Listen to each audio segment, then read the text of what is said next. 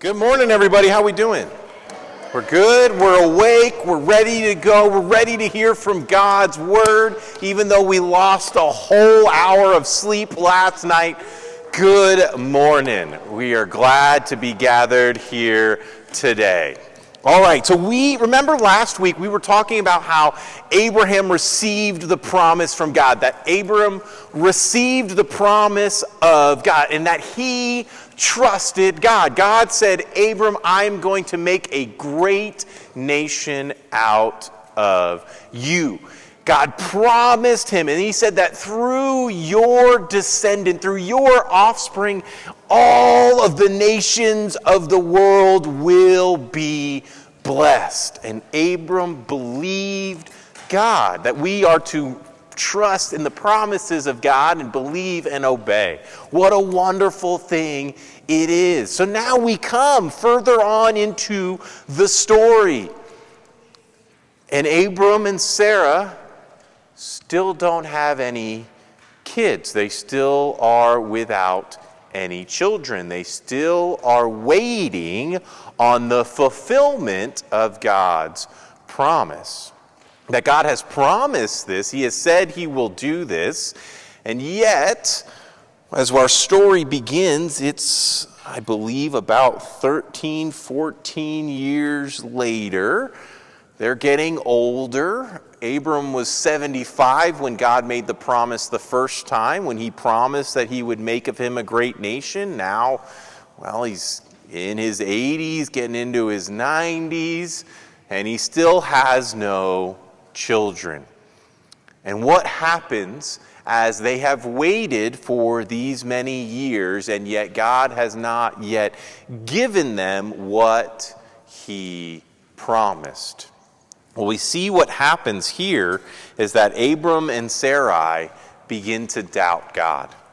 That they doubt that God is actually going to fulfill his promise. And as they doubt God, as they wait, they begin to doubt. And as they doubt, they begin to take things into their own hands. And my friends, let me tell you that instead of trusting God and taking it into your own hands, when we do that, when we take matters into our own hands, instead of leaving them in the hands of God, bad things are the result. And we see that so clearly in our passages today. So we're looking at 3 different passages in 3 different chapters in Genesis. But it's going to begin with Genesis 16, 1 through 6. So open your Bibles to Genesis chapter 16. Genesis chapter 16. Just before this, God has renewed his covenant with Abram. He has promised Abram. He has affirmed that he will do what he has said. And now we come to the crux of the issue, to the big problem with this promise, that Sarah has no children. Abram and Sarai have no kids. And so Abram and Sarai, chapter 16, starting in verse 1. Now Sarai, Abram's wife, had borne him no children.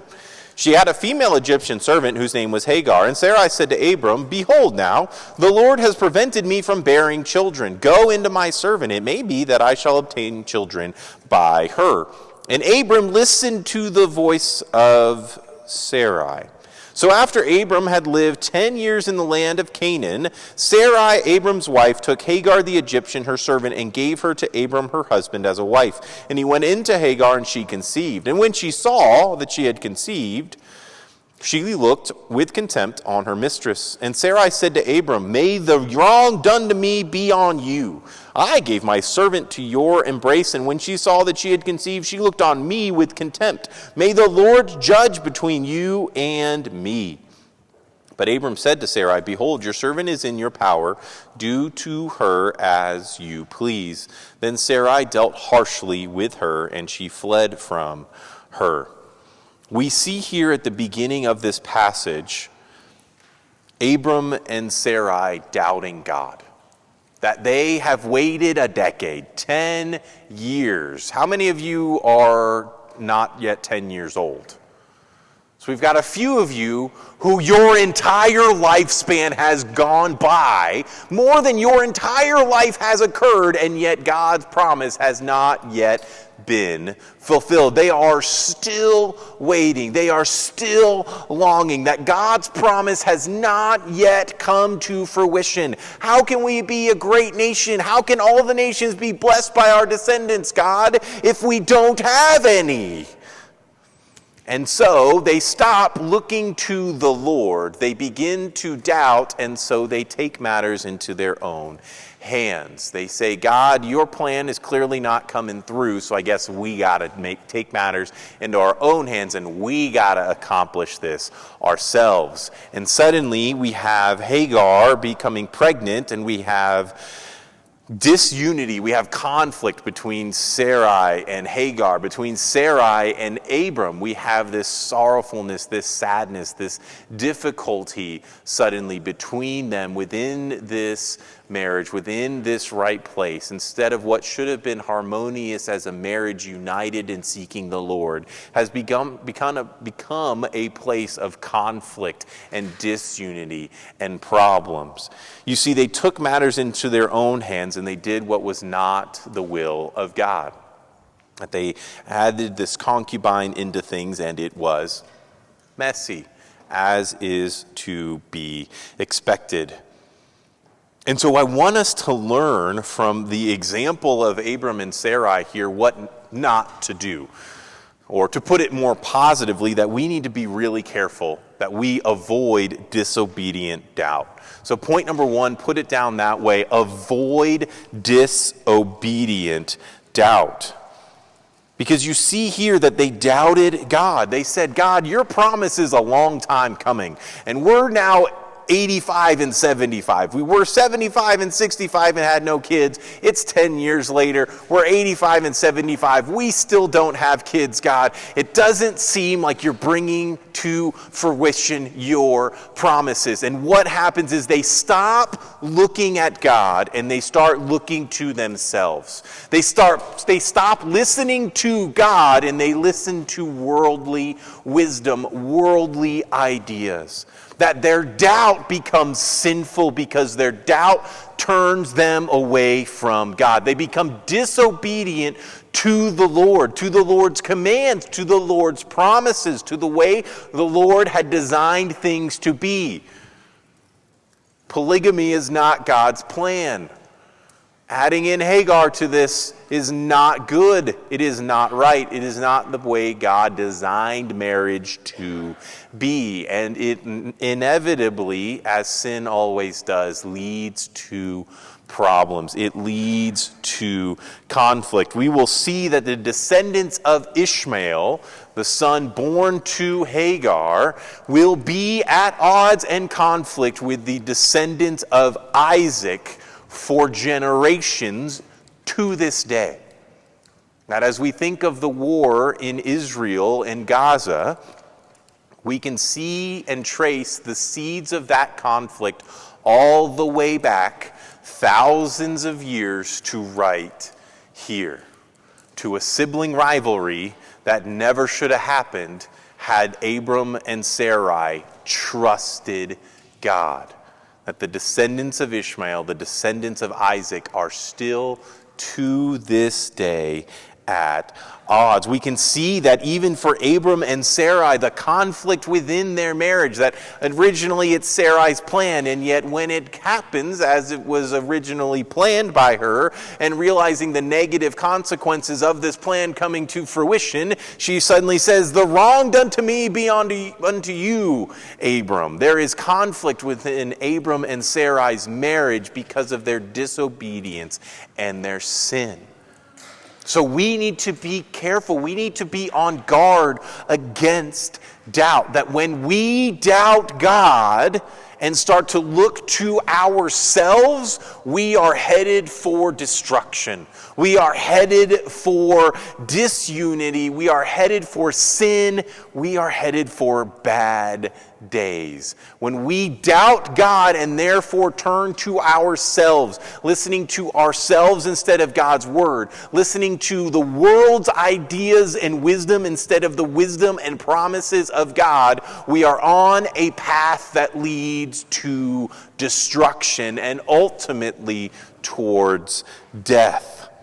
We need to be careful because you see what happens when we doubt God and His Word. What we're saying is, God, either your character or your power is lacking.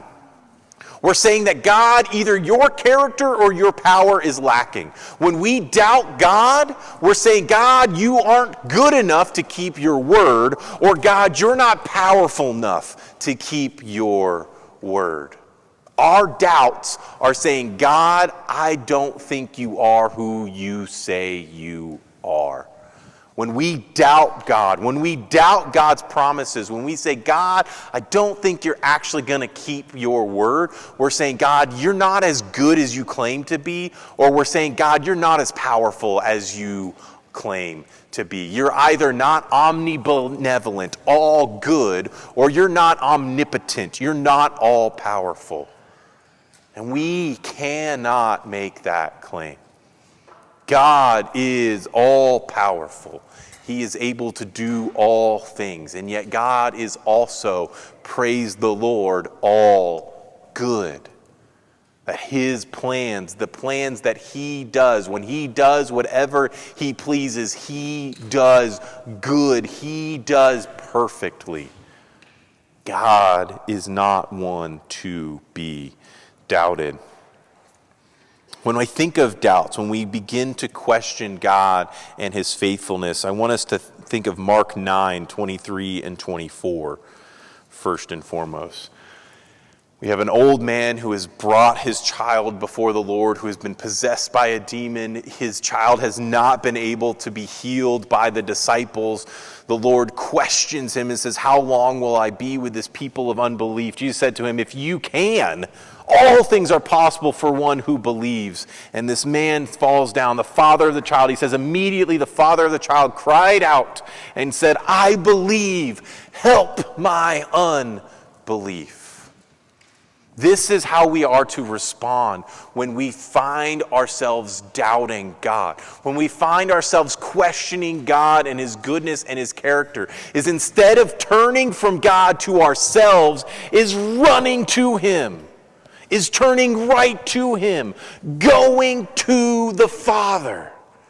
Because He is the one who can help our unbelief, who is the one in whom we are to believe. That when we find ourselves doubting, we should think the problem's not in God.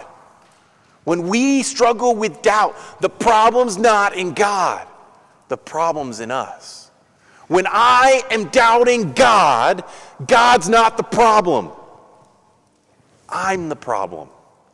I'm the one who has forgotten the goodness and the character and the power of God. I have forgotten that He is the God who does what He says. I have forgotten who He is. Do you struggle with doubt, with worry, with fear?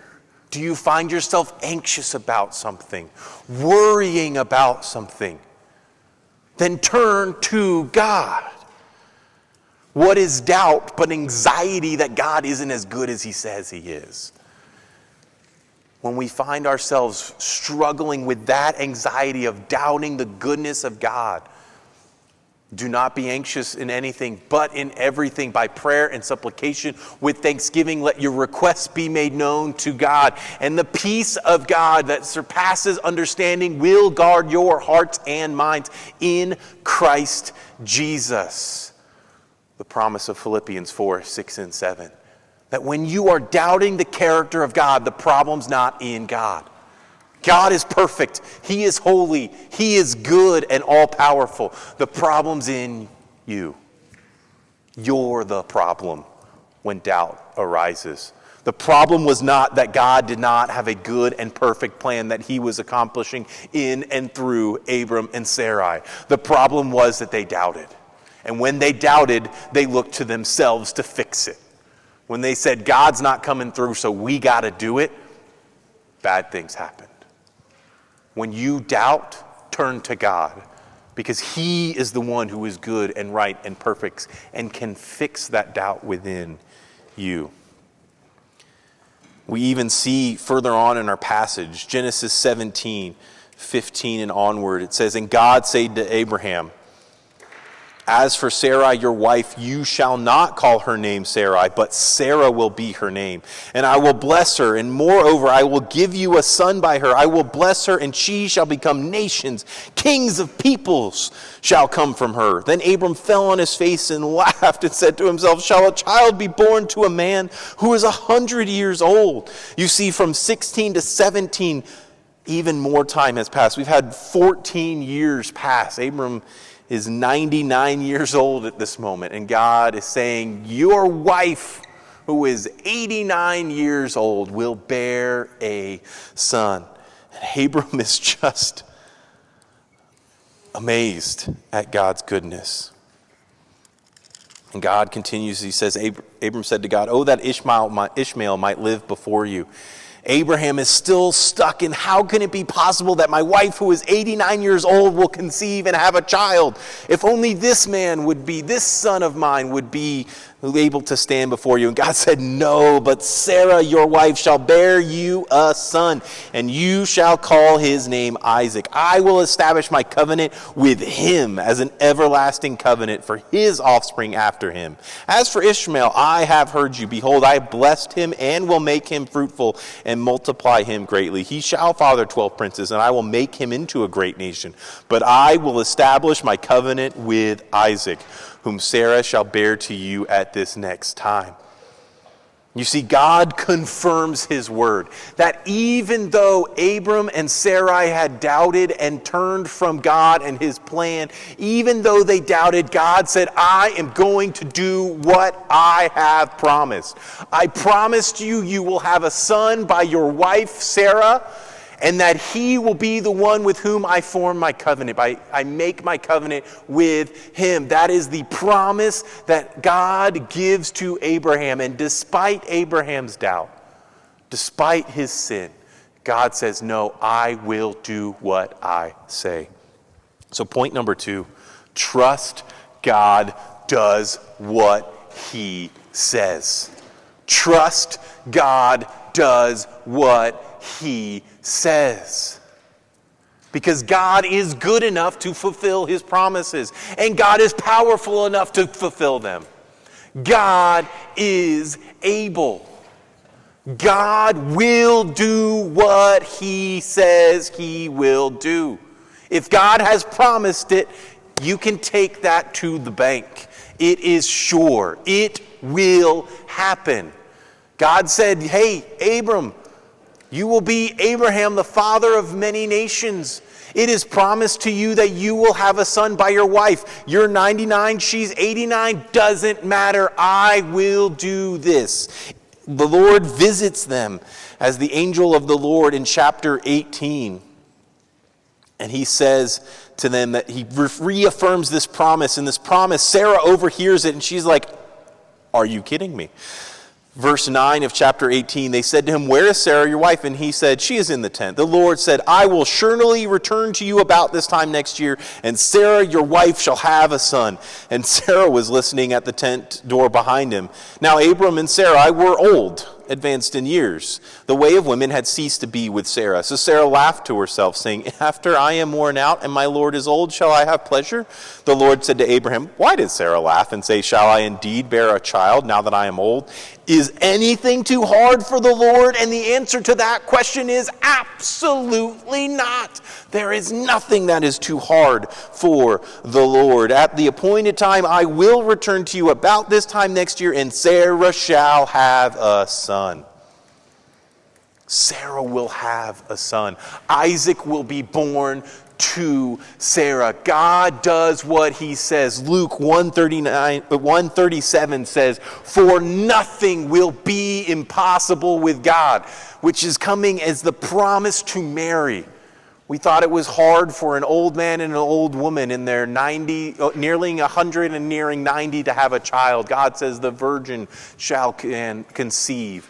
There is nothing will be impossible with God. Let us cling to these good promises.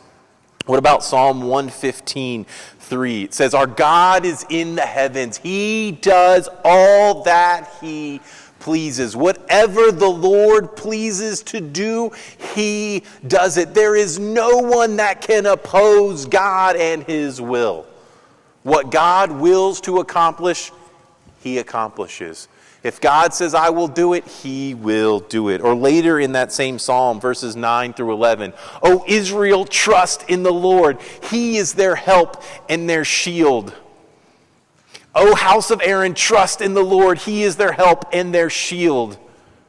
You who fear the Lord, trust in the Lord. He is their help and shield. If there is nothing that is impossible with God, if he is in the heavens and doing whatever he pleases, then Compass Bible Church Treasure Valley Kidsmen, trust in the Lord. He is your help and shield. Third graders, trust in the Lord. Fourth graders, trust in the Lord. Fifth graders, trust in the Lord. Adult leaders, trust in the Lord. For he is your help and your shield. Should you face worry about the future, trust in the Lord. If you are afraid and fearful, trust in the Lord. If you have anxiety about the things that are going, trust in the Lord. If you are hurting and going through a hard time, trust in the Lord. If you are in the midst of sorrow and sadness and loss, trust in the Lord. In all things, in all seasons, at all times, trust in the Lord. He is God. He is in the heavens. He does whatever he pleases. And far above all of these times and situations, trust that the Lord, when he says in Romans 10:13, for all who call on the name of the Lord will be saved. Trust in that promise. Trust in the Lord, the one who saves. The one who saves you from your sin and the one who delivers you through this life and its many trials and sorrows and suffering. Do not allow those things to cause you to doubt and turn to sin, turn to yourself. But when you find yourself in the midst of a storm, as we sung earlier about God being our lighthouse, the one in the midst of the storm to whom we run, as our hope and our sure security and foundation, as our refuge, as our shield and strength, run to him, trust in him. Know that the problem when you doubt is not in God. The problem is in you. And the solution, well, it's found in him. So trust in him. Let's pray. God, I thank you that you are our sure foundation, that you are our refuge, that you are the hope that we can have in the midst of all things. So God, I pray that each of us, Lord, we would not give in to disobedient doubt, to doubt that turns away from you, Lord, and turns to the world and to sin, that leads merely to destruction. But God, I pray that we would turn to you, that if we find ourselves in doubt, that we would recognize that the problem is not in you. The problem is in ourselves. That we would run to you, our salvation, the solution to our doubts. That we would turn to you in faith, trusting that you are the God who does what he says. You are the God who is in the heavens, who does whatever he pleases. So God, I pray that we all would trust in the Lord, that you would be our refuge, our shield, our help. And God, I ask these things in the precious name of Jesus. Amen.